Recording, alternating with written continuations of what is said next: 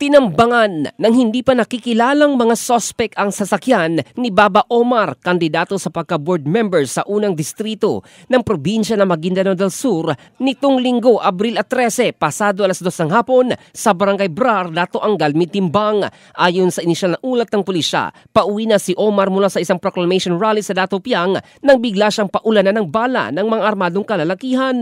Tadtad ng bala ang kanyang sasakyan, ngunit nagawa pa rin ipagpatuloy ng driver ang pagpapatakbo hanggang sa Dato Udin Sinso at Maguindanao del Norte. Nagtamo ng minor injury si Omar habang nasa critical na kondisyon ang kanyang driver na mabilis namang isinugod sa pinakamalapit na ospital. Patuloy ang isinasagawang investigasyon ng mga otoridad pang matukoy ang mga salarin at motibo sa nasabing insidente.